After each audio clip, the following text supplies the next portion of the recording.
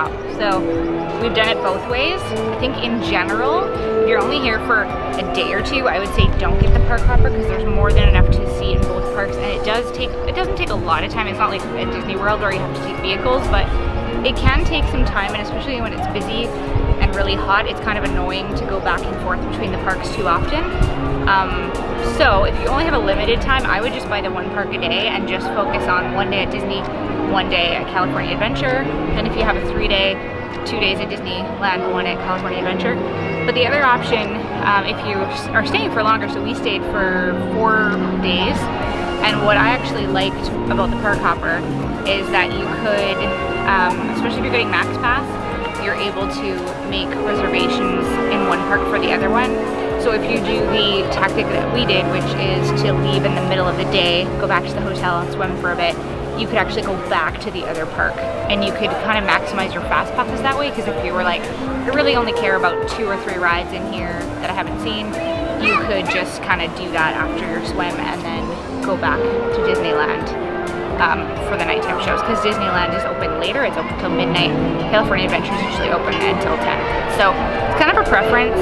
It depends how much more it costs, but I would say for short visits it's not necessary. Longer visits, it's a nice luxury if you can afford it.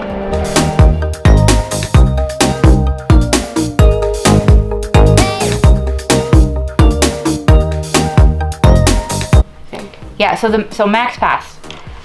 Okay, so I was sort of on the fence about Maxpass initially, because to me it seemed like extra money that you didn't have to spend. A Maxpass cost $15 per person who wants a Maxpass, and what it does is it allows you to just get the same fast passes that anybody else can get in the park.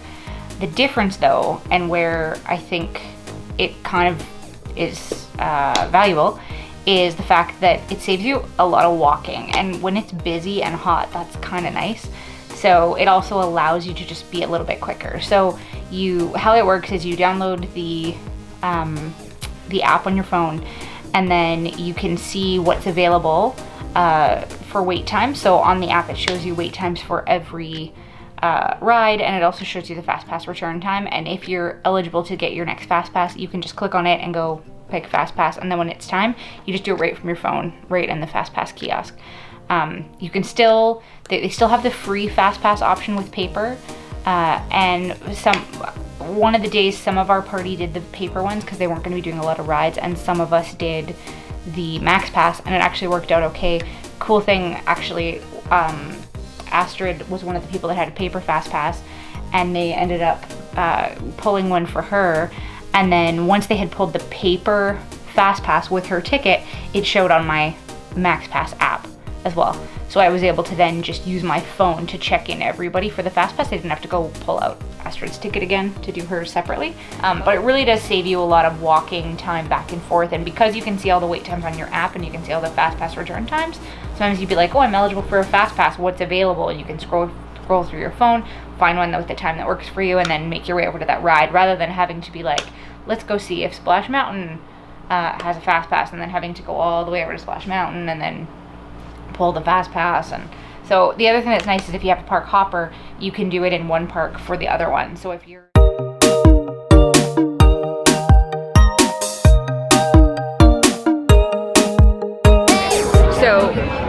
Smuggler's Run. So as of August 2nd, the lineup is still pretty steady. Right now it's actually 45 minutes, which is one of the lowest I've seen. It went up to like 2 hours at one point. We've been on it 3 times now. One tip is when you're in the line with your party, and after you go past the animatronic introduction part, they'll ask you how many in your party, and then when you line up, they're going to give you, at least all 3 times we did it, they give you your role, starting with the pilots. So the first 2 people in your party get the pilot, then the next 2 get the gunner, and then the last 2 get the engineer.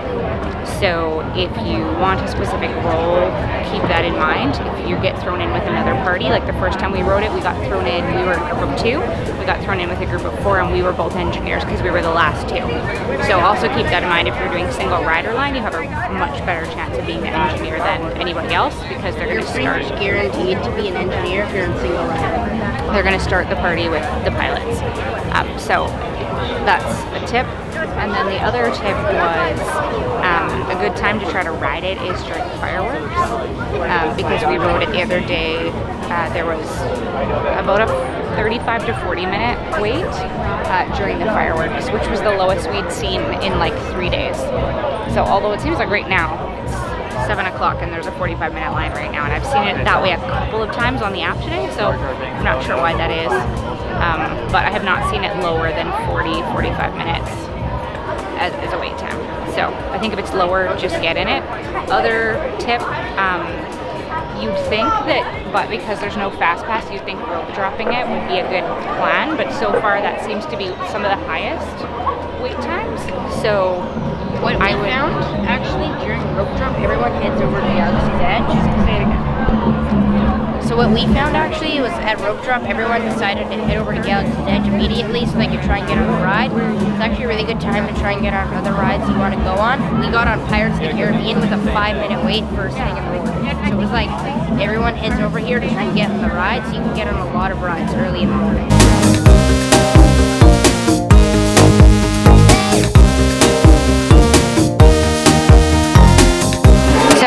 We are at Flowsby Cafe right now having some lunch, and I wanted to just talk really quickly about the app, the Disney app. So this is awesome because you can walk in and it's like 12:30, so there's like a huge line of people just to order.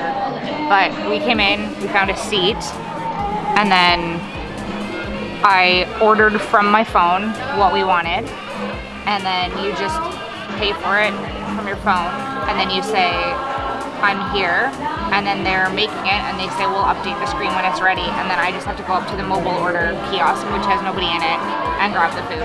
So it saves you a lot of time, and it's pretty easy. So I like it. I've done it probably about 4 or 5 times now. It's a good tip.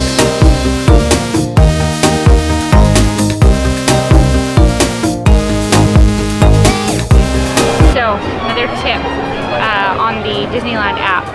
You can go into the map that tells you wait times, and if you click on the top ribbon, there's I think it defaults to attractions, but you can change it to characters, and if you do that, it'll show you where the characters are meeting throughout the day and the times.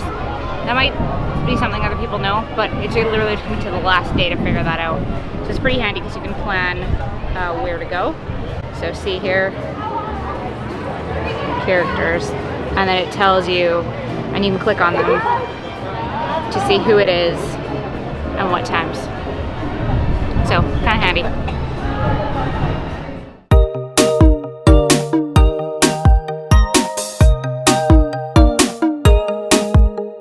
That's my tip. Tip number 1, get there early if you can. If that's not going to work, the second best option is to sort of minimize the middle of the day section. And then go later and stay till it closes. Those are going to be your best options for riding lots of rides and having the least frustration with all the crowds and the heat.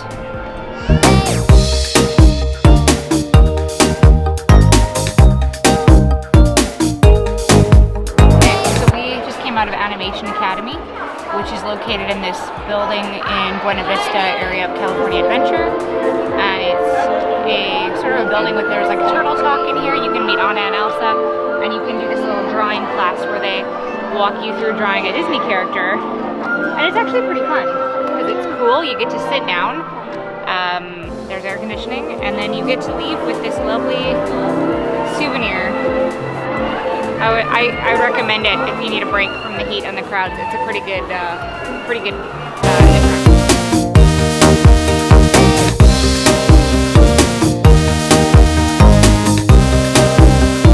budget. It's a little bit pricey. You also get all the pictures included. So every time you see one of the Fastpass photographers, you just go to your app and they just scan it with their machine, and then the pictures download right to your phone, as well as all of the on-ride photos. There's a little code on your picture, and you just enter that code in the app, and then the picture shows up on your phone as well.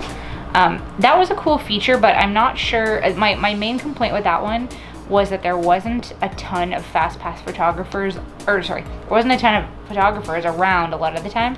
So I found that sometimes I would be like, oh, I wish there was a photographer here to take this photo, so because I have Maxpass, I might as well get all the photos, and I found that it was difficult to find them sometimes. So I don't know, that's kind of a nice little bonus, but to me, I don't know if that's the draw.